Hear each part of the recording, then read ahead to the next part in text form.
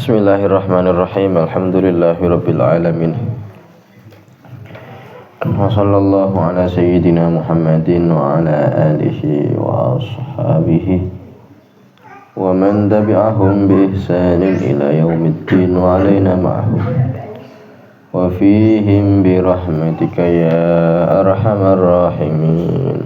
Allahumma 'allimna ma yanfa'una wanfa'na bima 'allamtana wa zidna 'ilman wa ikhlasan qabulan amina amina ya rabbal alamin. Wa ba'du, faqala al-muallif al-Qiyai Muhammad Asnawi bin Abdullah Husnan al-Qudsi rahimahullahu ta'ala wa nafa'ana bihi wa a'ada alaina min barakatihi amin. Qal nomor loro iku qiyam. Iki jangan lupa, iki masih bahas tentang napa rukun fi'li utawa rukune salat ingkang bangsa penggawean. Terus sing nomor 1 nduk wingi niatul qalbi utawa niate ati. Sudah dijelaskan juga bilih kenapa kok niat dikategorikan sebagai rukun pekerjaan, karena sing jenenge pekerjaan iku ana loro, pekerjaane badan dan kauta zahir, ana pekerjaane ati. Nah iki sing nomor loro napa? Nomor loro iku qiyam, ngadeg jejeg nalikane ngucapaken takbiratul ihram. Ya, sing nomor loro yaiku adalah ngadeg. Nggih, ngadege niku lho, berdirine. Nah, ini kan pekerjaan. Nah, kapan ngadege kapan? Yaiku ngadeg jejeg nalikane takbiratul ihram. Nah, pas wae ngucapno takbiratul ihram. Nah, iku kudu ngadeg niku. Ya, tidak hanya takbiratul ihram, tapi pas wayah maca surat Al-Fatihah, kemudian surat-suratan niku nggih padha diharuskan ngadeg. Apa kudu ngadeg, harus ngadeg ya. Sampeyan maca Fatihah ya kudu ngadeg, maca surat-suratane ya kudu ngadeg. Iku nek salate salat fardu. Tapi nek salate salat sunnah, maka ngadeg niki mboten diharuskan, mboten sebagai rukun. Ya hanya sebagai kesunahan. Jadi oleh linggih. Nah, salate salat sunnah, tapi ganjarane wong sing salat nglakoni salat sunnah dalam keadaan lungguh, ganjarane separo tok. Jadi apa praktek nongkon apa wayah tarawih ta. Tapi ganjarane apa? Separo tok. Sing enom linggih yang ngadeg ya nggih. Nomor 3 iku rukuk. Nah, ning kono iku disebutno apa? Takbir ya. Salah niku. Iku dibenahi. Salah tulis, salah ketik. Ya, soalnya manuskripnya niki rada nyamari. Nggih, manuskripnya rada nyamari. Nggawa tulisan asline Mbah Asnawi. Jadi ya niki cetakan pertama ya sering kata ingkang salah. Terus boten takbir tapi genti napa tegese, ngono ya. Tegese. Nomor 3 iku rukuk, tegese merkukung. Ya nyekel dengkul kelawan epek-epek lan ngencengaken gegere lan gulune lan sirahe lir kaya blabak papan mengkono mungguh ratane. Jadi sing nomor 3 adalah rukuk. Rukuk iku apa? Merkungkung apa istilahnya? Nah, dalam bahasa Arabnya inhana atau inhina. Inhina iku ya kayak rukuk iku lah ya. Paham nggih? Apa iku sini? Bahasa Indonesianya apa? membungkukno badan ya ngono ya, membungkukno badan. Membungkukno badan nggih. Sekirane nyekel dengkule kelawan epek-epeke. Sekirane napa wong sing salat, wong sing rukuk niki nyekel dengkule kelawan epeke. Nah, niki sing batas minimal niku. Batas minimal rukuk dianggep sah iku kapan iso merkungkung nggih membungkukno badan, tangane iso sekirane iku iso nyekel tekan dengkul. Jadi iku minimale ngoten. Nggih. Tapi sing maksimale, sing paling sae niku napa? Lan ngencengaken gegere lan gulune lan sirahe. Lir kaya blabak, blabak papan-papan. Lir kaya blabak papan. Mengkono mungguh ratane. Artine napa? Sing paling sempurna dalam keadaan rukuk niku dalam keadaan pripun? Dalam keadaan gegere niku lurus. Lurus ambek napa? Gulune barang yo sirahe barang.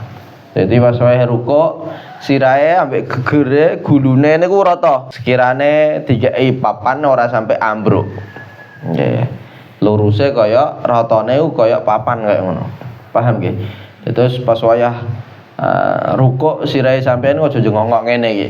Nggih, nek jengongok ya berarti gulune ambek sirahe iki ora rata ambekan gegere. Lah, sing bagus pripun? Iki mau rata kabeh. Paham? Paham mboten? Nah, niku. Tapi sing batas minimal, nggih batas minimal pripun? Batas minimal inggih menika ya sekirane astane niki saged dugi ya saged nyekel dengkule kelawan epek-epeke iku mau. Nggih. Nah, niki termasuk rukun fi'li, rukun pekerjaan ya karena bangsa pekerjaan nggih. Terus nomor 4 iku i'tidal. I'tidal napa tegese ngadeg jejeg sakwise rukuk. Jadi sing nomor 4 adalah i'tidal. I'tidal iku ya sakbare rukuk niku kan ngadeg niku nggih. Nah, ngadeg sampai sak jejege, sakbare rukuk iku mau. Ya, jadi aja sampai i'tidal iku sampean dalam keadaan bar rukuk terus bariku urung sampai jejeg terus bariku langsung sujud. Nah, niku mboten sah niku. Ya, jadi nggih sak jejege, nggih saji. Nah, Pak, nek pamane wonge bungkuk memang asli bungkuk, Pak. Nek dijejegno toklek gugere. Nah, nek kaya ngono kuwi ya wis saisone wis, aja ditakokno nek ngoten niku. Nggih, saisone nek ngoten. Ya. Lah sampean ya normal kabeh ya ngadege ya kudu sak jejege. Terus nomor kaping, ana kapinge nggih. Nomor kaping 5 tambahi, nomor kaping 5. Nomor kaping 5 iku sujud kaping pindho. Sujude 2 kali. Tegese njungkelaken sirahe, nyelehaken bathuke, njungkelaken sirahe atau jugelaken. Nah, ning manuskrip jugelaken, tapi sing basa iki jungkelaken.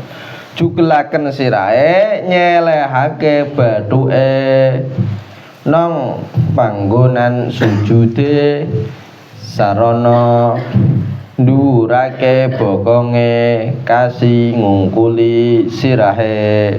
Jadi sing nomor 5 iku adalah sujud.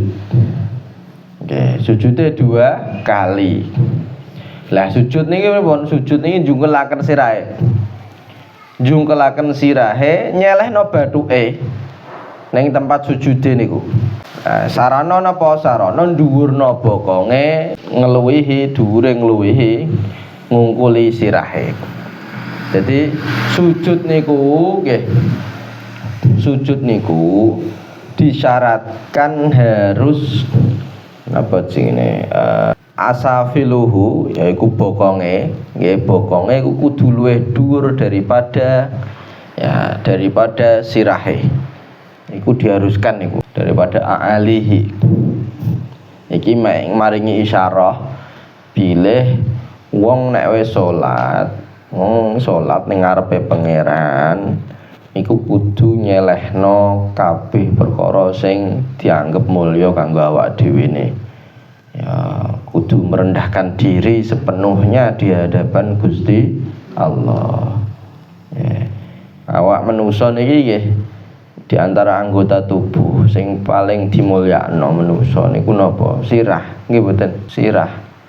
Karena di situ ada otak, di situ ada kuping, telinga yang mendengarkan, di situ ada mata, ada mulut. Jadi ada organ-organ ya, yang sangat penting sekali ada di kepala. Nah, kepala niki bagi manusia niki nggih organ sing paling dhuwur. Ketika sholat, iku mau tidak mau harus merendahkan diri, harus direndahkan, luwih rendah daripada bokonge. Bokonge kan ya janjane ya perkara sing remeh, nggih, perkara sing remeh. Pas wae sholat, nggih, sing sampean anggap anggota sing paling mulya kudu lebih rendah daripada bokong sing dianggap perkara sing remeh. Ya kudu istilahnya merendahkan diri sepenuhnya di hadapan Gusti Allah. Nah niku ngoten ya sujud. Nah sujud niki ada 7 anggota yang harus kena ning ning sajadah utawa ning lemahe utawa ning tekele nggih ning bumine. Iku napa anggota 7 anggota sujud napa? 1 bathuk. Niki sing paling inti nggih. 1 napa? Bathuk. Dan kudu terbuka. Terus sing nomor 2 napa? Nomor 2 3. Kedua telapak tangan. Ya, niki sunahe dibuka. Terus nomor 4 5 2 dengkul, nggih, kedua napa dengkul. Ya, niki harus ditutup. Ya, kecuali nek wong lanang niki sing harus ditutup niku nggih, ya dengkul sebagian sing wajib ya. Nah, karena aurate wong lanang niku napa sesuatu sing antara pusar sampai lutut. Nah, lutut niki hanya sebagian sing wajib ditutup. Ya, hanya sebagian sing wajib ditutup sing sekirane iso nutupi aurate iku mau. Ya ana kaidah ma la yatimul wajibu illa bihi fa huwa wajib. Nutup auratnya kan antara sesuatu yang antara lutut, antara pusar, ngira. Nah, sing antara iku ora iso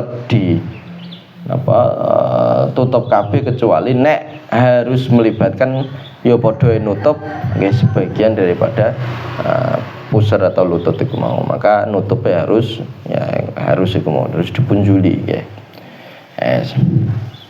Karena wong itu dengkul ya mesti wajib ditutupi. Nggih. Terus sing nomor 6 sampai nomor 7 napa? Sing nomor 6 sampai nomor 7 jari batine jari-jari kaki. Napa? Batine jari-jari kaki. Nah wong wedok ya kudu ditutup, wong lanang ya dibuka, bagusnya dibuka nggih. Lah niku yang biasane kelewat niku kadang napa niku mboten batine tapi malah njaba. Artine mboten dipancetno. Ya, nek mboten dipancetno menurut pendapat sing muktamad yang dipilih oleh Imam Nawawi, yang diunggulkan oleh Imam Nawawi niku mboten sah salate. Terus harus menapa mancet. Paham nggih? Paham mboten? Jadi salate harus mancet.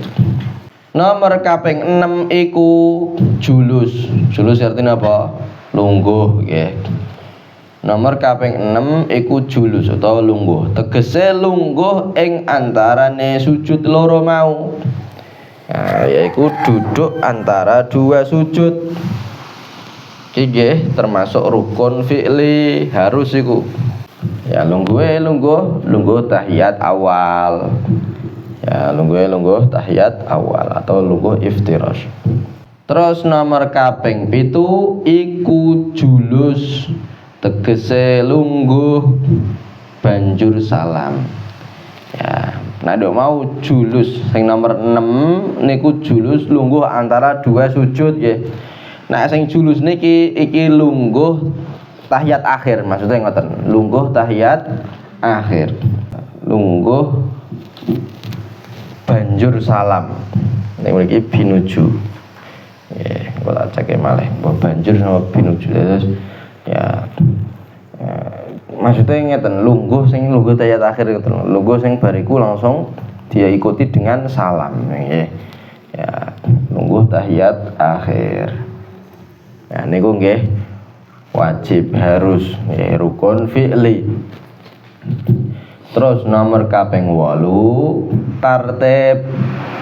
Nggih, nek ning manuskripe wonten alif at-tartib. Nggih. Tegese urut dhisikno kang dhisik, ngerekno kang keri. Nah, iki harus sesuai urutane. Lah, nglakoni sesuai urutane atau tartib niki nggih padha ae rukun fi'li. Nggih, harus urut. Terus niki jumlahe ana 8. Nggih, 8 rukun fi'li. Nah, nduk wingi rukun qauli, rukun ucapan ana pinten? Wonten gangsal. 5 tambah 8 jumlahe 13. Nggih, engko ana pembahasan nanti dibahas jumlahe rukun salat iku ana pira. Nanti ada pembahasannya. Nggih. Saiki salate wong kang ora lumrah. Iki sampean kei apa jenenge tanda kurung sing kaya kotakan sing wingi ya sing jelasno nggih.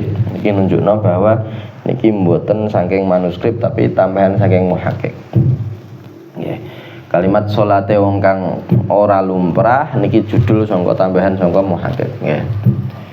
Pelanggaran salat kasebut iku pelanggarane salate wong kang lumrah. Jadi ndenge nggih disebutno definisine salat niku napa? Ucapan, cangkem nggih. Terus perbuatane badan sing dikawiti dengan takbir diakhiri dengan salam. Ya. Nah, iku definisi iku terus batu niku akhirnya ditafsil dijelasno ucapan apa wae, pekerjaan apa wae, nggih. Ya, iku tadi sudah dijelasno. Iku pelanggarane wong kang salate lumrah. Nggih, pelanggarane salat bagi wong sing lumrahe wong, normale wong. Lah kadang ana wong sing mboten lumrah. Artine napa? Wong mboten lumrah, mboten normal. Nggih. Ya misal wong bisu nggih. Utawa wong sing ora iso ngadeg salate misalkan. Lah iki nanti disebutkan di sini. Dene salate wong kang ora lumrah wong akeh kaya salate wong kang bisu. Jadi ana wong bisu salat. Ya janjane kan nek lumrahe wong niku kan wajib ana rukun-rukun qauli, maca Allahu Akbar. Mungkin bisu Akbar apa piye ya? Arti aku nggih. Nah, iku piye iku? Apakah sah salate? Apakah salatnya masih bisa disebut salat padahal wonge gak ngucap? Nggih. Wonge mboten ngucap. Nah niki disebutke teng mriki. Kaya salate wong kang bisu senajan dak ana pengucape iku iya kena den arani wong kang salat serana sah salate. Ya. Nah, karena ada uzur ora iso maca, ora iso ngucapno, ya sak isone. Nggih, sak sagete salate. Salate sah. Ya, karena ada uzur iku mau. Nah, tapi nek cangkeme iki nggih cangkeme napa kon ngucap niku kon gebor-gebor jos, tapi nek anggere salat Fatihah meneng tok ngono iku sah mboten salate? Nah, mboten sah. Karena wis kaya wong lumrahe wong normale ya. Kok Fatihah gak diwaca, tahiyate ra diwaca ya mboten sah. Lah nek kene iki wong bisu senajan dadi ora ana pengucape tapi salate tetep dianggap sah. Nek salate dianggap sah maka ya iso disebut sebagai salat meskipun gak ana ucapane. Paham? Yes. Lan kaya nyolati mayit. Lan kaya nyolati mayit. Senajan dak mung apa iki nganggo rukuk, nggih. Senajan gak nganggo rukuk lan sujud iku ya kena den arani wong kang salat. Ana wong kang nggih sampean gawe tambahi. Den arani ana wong kang salat. Dadi wong sing nyolati mayit, salat mayit niku kan trimo takbir tok nggih. Nah, dikawiti dengan apa mau dikawiti dengan takbiratul ihram ya diakhiri dengan salam. Termasuk nggih mboten lumrahe, nggih termasuk sing mboten lumrahe. Ya meskipun mboten wonten rukuke, meskipun mboten wonten sujude, ya iku mau isih iso diarani salat. Nggih, paham nggih? Dadi nek salat jenazah niku ora ana rukuke gak ana sujude. Aja kaya ya sing iki la diriwayatno sangka Abu Nawas. Nggih, Abu Nawas ame salat jenazah nggo sajadah. Bareng iku nggo sajadah. Lah apa nggo sajadah? Wah, iki ape ngomong aku gak ngerti carane salat jenazah. Dikira salat jenazah kaya salat-salat biasa. Kok isin iki? Gengsi dong. Ya gengsi ape ngono iku. Ya alasan. Iya. Salate kudune ana rukuke ana sujude. Lah napa ana iki mayite kakean dosa. Mayite kakean dosa. Iki ape ngeles leren nyalahno mayite barang. Nggih. Padahal wong iki lali. Nggih. Utawa mararti. Karena ora nggawa rukuk, ora nggawa sujud, dadi salat jenazah niku gampang. Nggih, ora perlu ana sajadahe. Cukup sing penting sandale sampean nggih niku suci sing dhuwure niku lho. Nggih. Cukup sandale sampean sing dhuwur niku suci. Engko nggih nek ape nyolati, kadang misal nyolati ning musala sing sempit terus badane niku wis kebak. Akhire sampean posisine ning jaba. Padahal sampean duwe wudu melok nyolati ora apa-apa. Senajan ngarepe sampean gak ana sajadahe, ora ana ya akhir ning dhuwur sendal iku ora apa-apa. Nggih, ning dhuwur sendal. Tapi carane sandale sampean copot terus sampean edeki kok dhuwur. Paham nggih? Jadi sing jepitane niku mboten sing bagian dijepit niku mboten jepit niku. Copot sandale sampean ya sikile sampean copot saka sendal terus kok nang dhuwure diedeki. Nggih.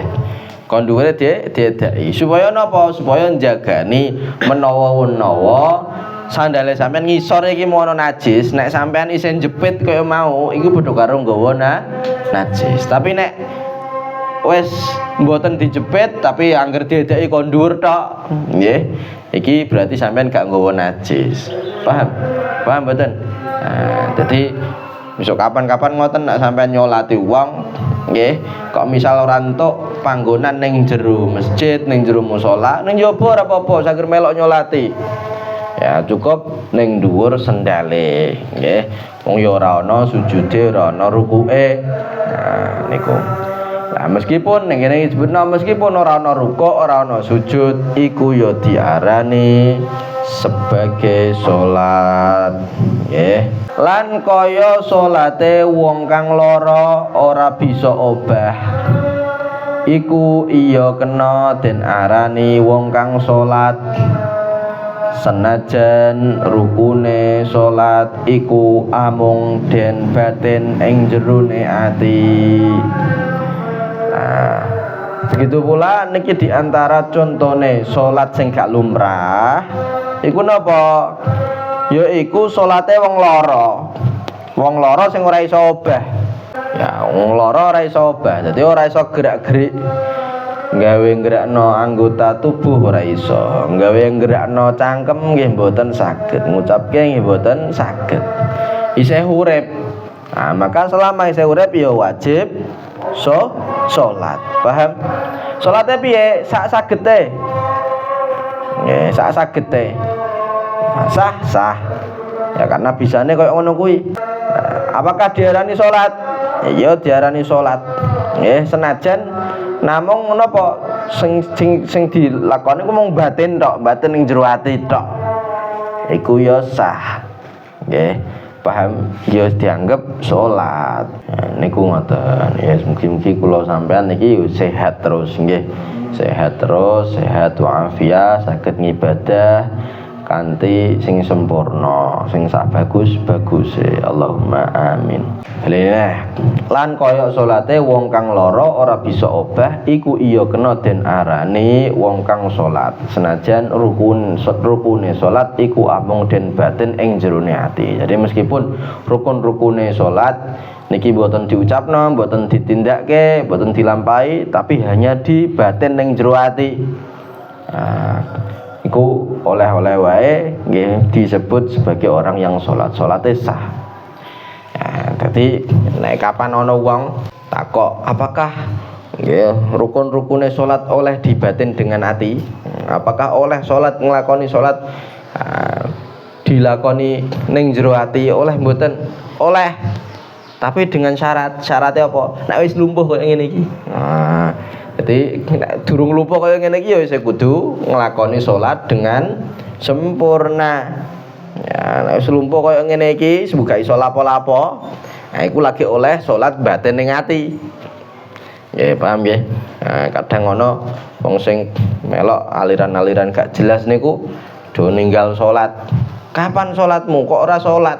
Wong kae nduk mau ning kene sampean jagongan ambek aku mau tak tinggal salat sedelok sampean yo isih rokokan ning kene iki.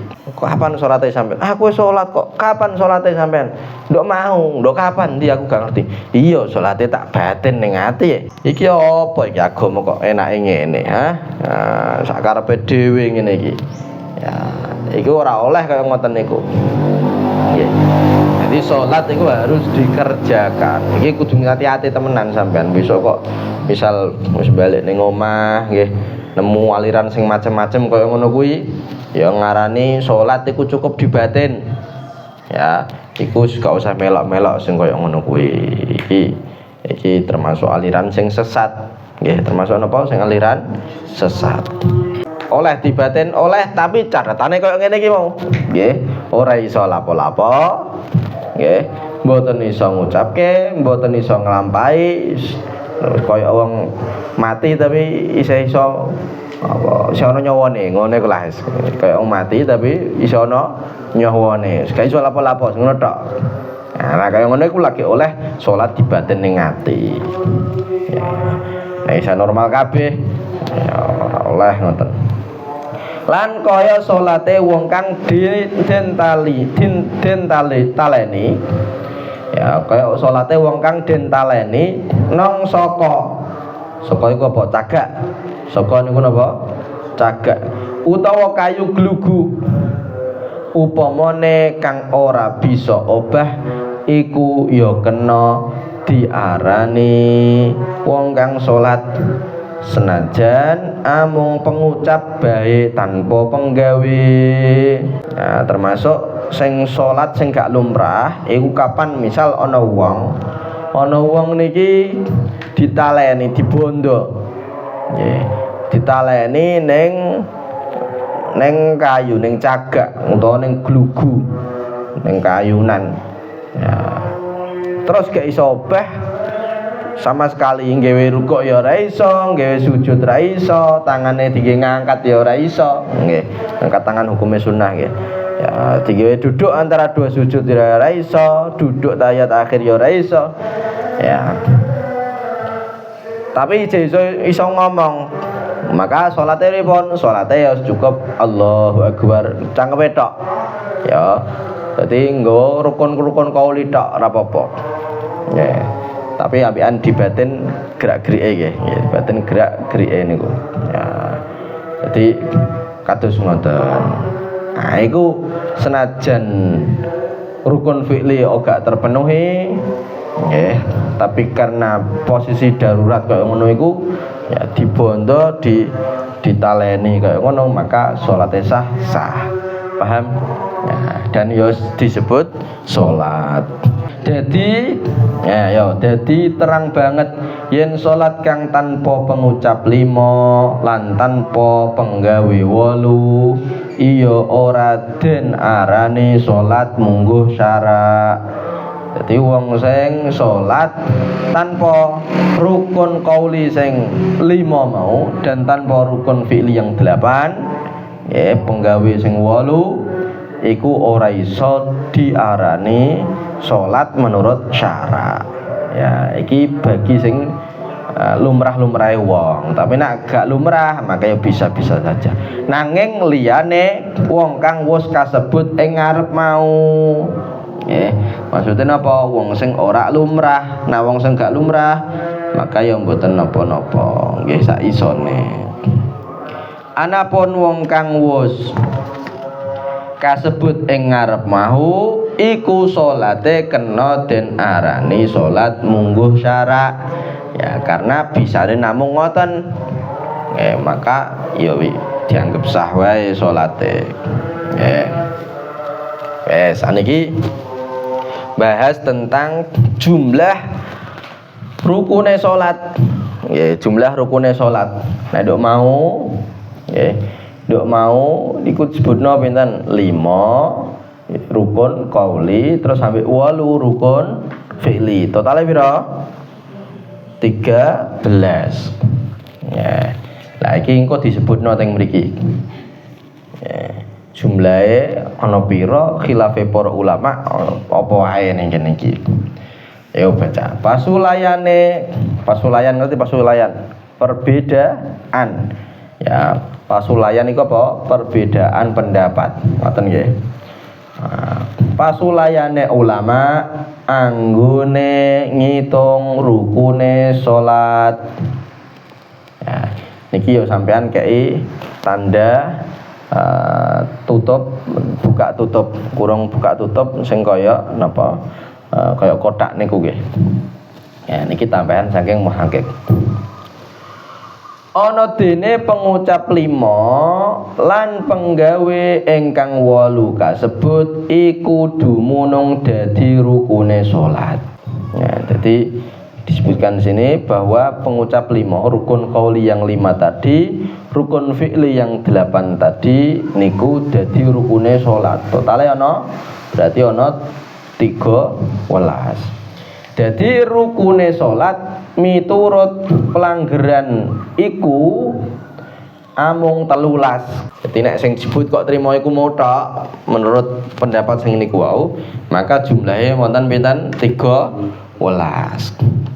Tapi meskipun demikian enggak usah khawatir. Lah tumak ninah, Pak. Nggih. Tumak ninah kan wajib harus. Kok gak dicantumno ning kono iku mau? Ya mau kan gak ana tumak ninah, nggih mboten. Mau ana tumak ninah ra? Mboten wonten tumak ninah. Ya. Lah iki kok gak disebutno tumak ninah teng mriku pripun? Nah, tenang iki. Jadi meskipun dihitung 13, tapi tumak ninah ya isih tetep wajib. Nggih. Tapi bukan sebagai rukun, tapi engko sebagai hay'ah lazimah atau hay'ah tabi'ah. Gampangane ya dari ketika rukuk iku kudu ana tumakninah, harus ada tumakninah. Rukuk gak ana tumakninah maka gak sah. Artinya sebagai sifat dari rukuke iku mau. Ya, tingkah dari rukuke iku mau kudu ana tumakninah. Begitu pula i'tidal gitu. Ya iki engko diwaca. Dene tumakninah iku den anggap tingkah atau hay'ah nggih. Dalam bahasa Arab hay'ah. Ingkang mesti manut maring rukun ingkang papat. Ya iku ruku lan i'tidal lan sujud lan lungguh antarane antarane sujud loro ora den anggap rukun. Jadi menurut ulama yang mengatakan bahwa rukun salat itu hanya 13 niku yo tetep ngwajibno tumakninah, tapi tumakninahe mboten sebagai rukun tersendiri mboten. Akan tetapi ya iku dianggap sebagai tingkah atau keadaan atau pokoknya harus dipenuhi. harus dipenuhi ngikuti rukun sing papat iku mau. Yaiku apa? Ruku. Terus napa malih? I'tidal. Terus napa malih? Sujud. Terus napa malih? Duduk antarane dua sujud. Paham ya? Hanya sebagai apa dianggap sebagai tingkah sing harus ada ning kono kuwi. Artinya napa? Kapan ruku? Nggih. Ruku iki gak ono tumakninah. Apakah dianggap ruku? Mboten. Nggih.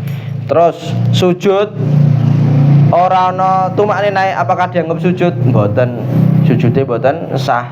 Nah, jadi iku hanya dianggap sebagai tingkah atau hay'ah, nggih, hay'ah tabi'ah lil arkan.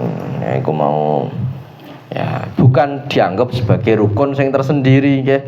Ya, tapi meskipun demikian nggih, mbok iku dianggap sebagai rukun, mbok dianggap sebagai hay'ah, tingkah iku mau tumakninah wajib mboten? Wajib, harus dikerjakan. Nek gak dikerjakan maka nggih mboten sah salate. Ya, dadi aja sampai nggih tertipu dengan misal iki kasus koyo ngeten iki, kadang ana wong sing nyeletuk koyo ngono kuwi. Kan ada ulama yang mengatakan bahwa tumakninah niki bukan rukun. Ya, terus badhe niku akhire salat tarawih niki angger Allahu Akbar Allahu Akbar Allahu Akbar Allahu Akbar ora ana tumakninah. Ya, tumakninah kan gak rukun.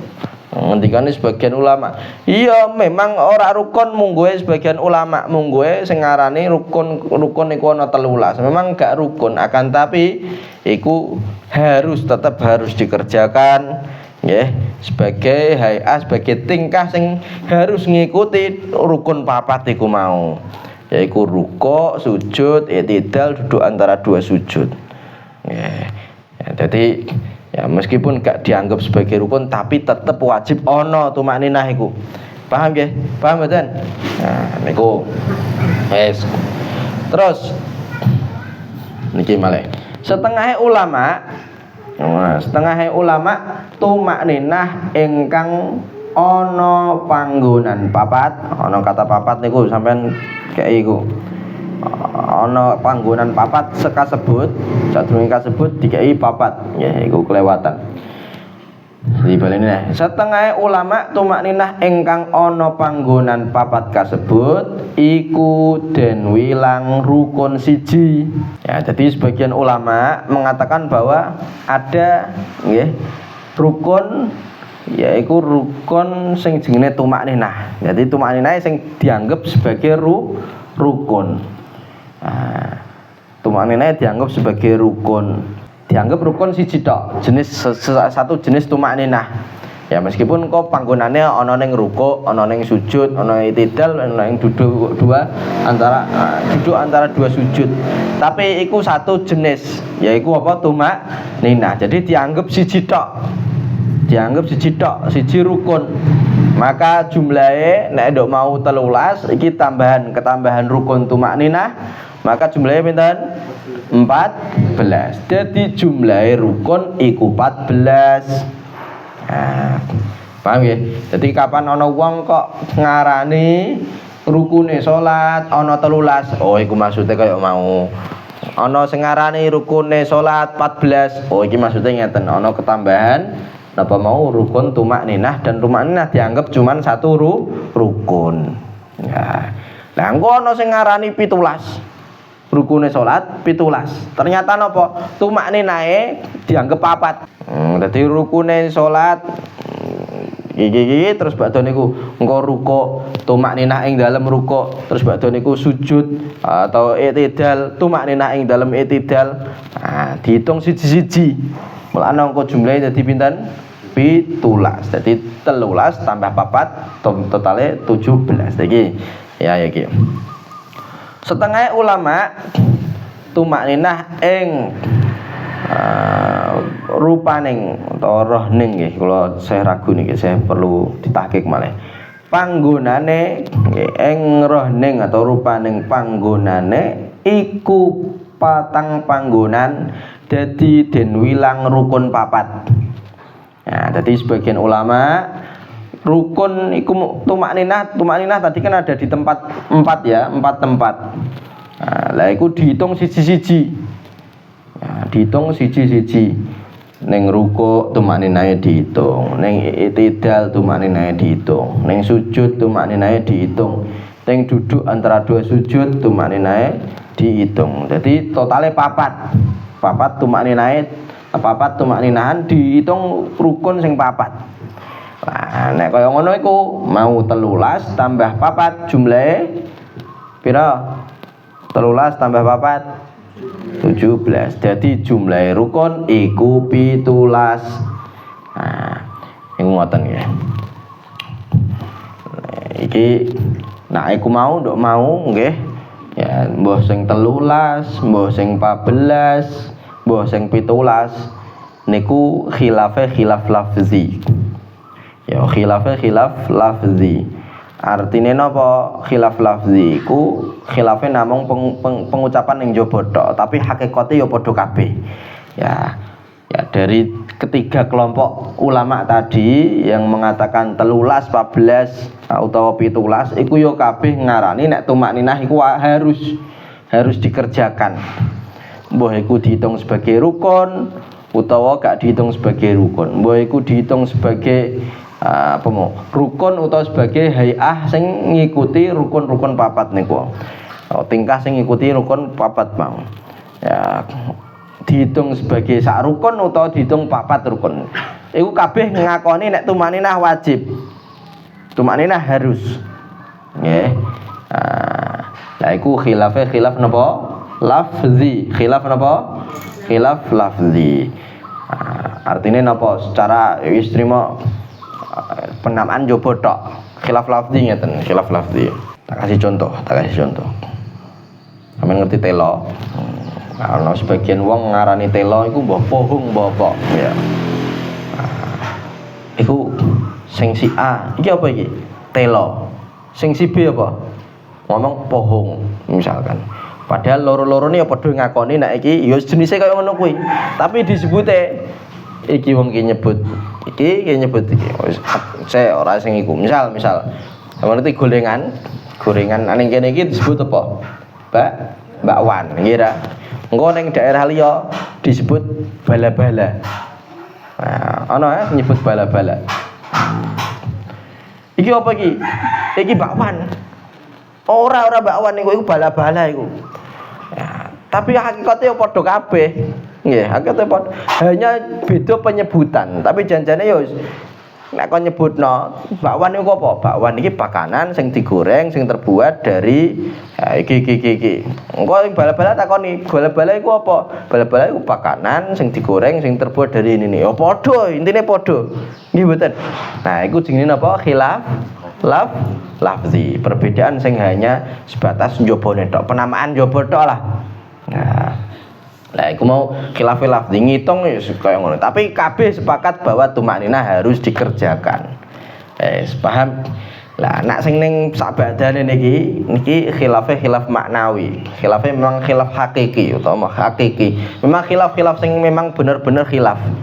Nah, artinya ya dalam hakikatnya memang ono perbedaan ya. Mboten cuman penyebutan di luar tok, tapi memang hakikatnya wonten perbedaan. Ya iku napa? Iki siji. Setengahe ulama niatul khuruj. Niat metu.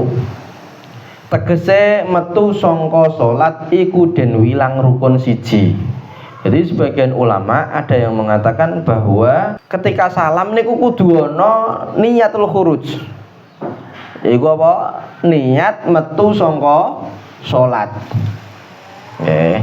Jarene sing mengatakan niki bahwa salat niki kan nek pas wae masuk niku ana niate. Yaiku ketika Allahu Akbar takbiratul ihram niku ana niate. Usolli fardhu zuhri misalkan ya.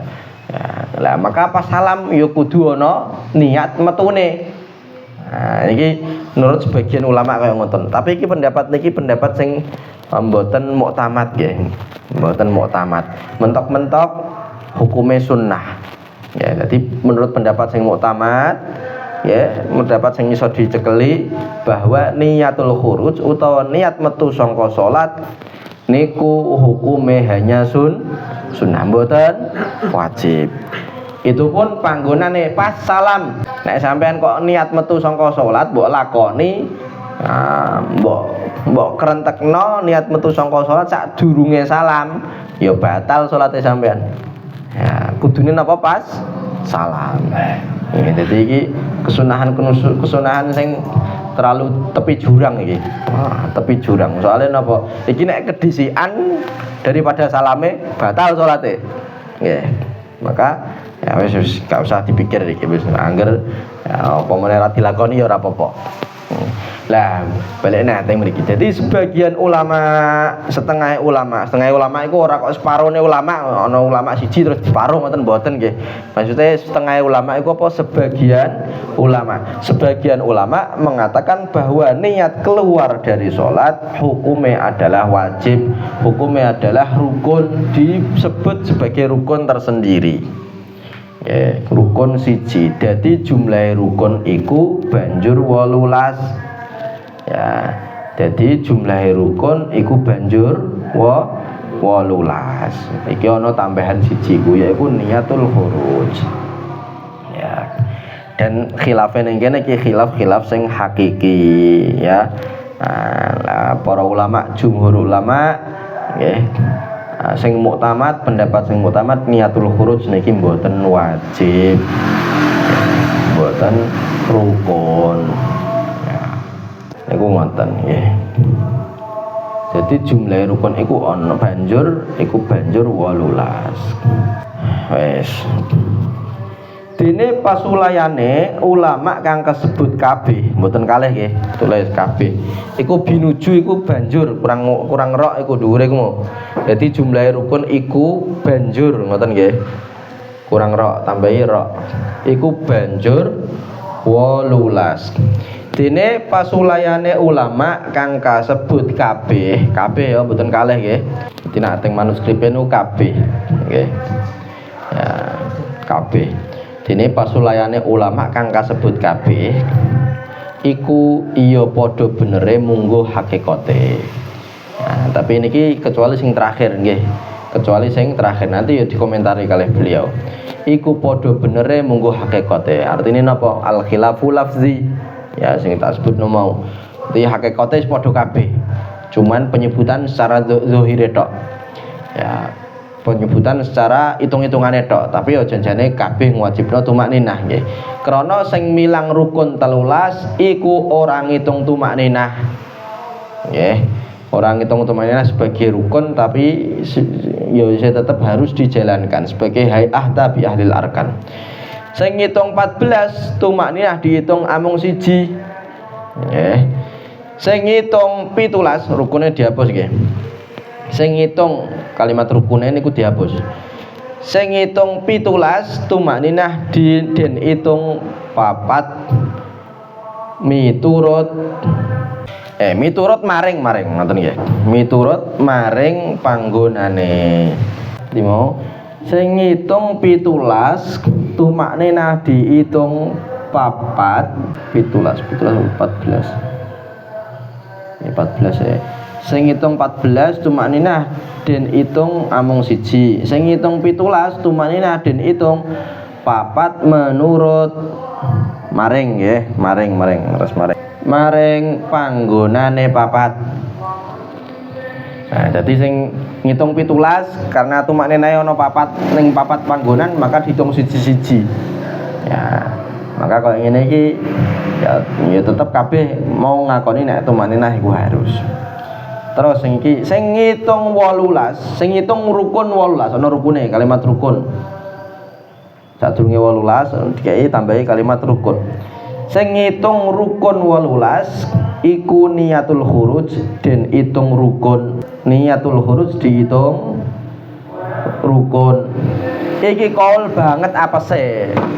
Nah, sing mengatakan bahwa jumlahnya ana 18 iku tambahan niatul khuruj iki kaul iki banget apa sih? Banget dhaif, banget lemah. Ya, artinya ya niki apa memang sing 18 niki ana khilaf sing hakiki nggih. Ya, dan niatul khuruj niki lemah pendapat yang mengatakan bahwa iku rukun yang harus dikerjakan niku pendapat sing lemah. nggih lemah. Sing muktamad yaiku mboten wajib. Nggih, mboten rukun. Ing kene wis rampung keterangan, iku keterangan ya, kurang tak iku. Keterangan pelanggarane salat mungguh syarak lan dumununging ngono nggih.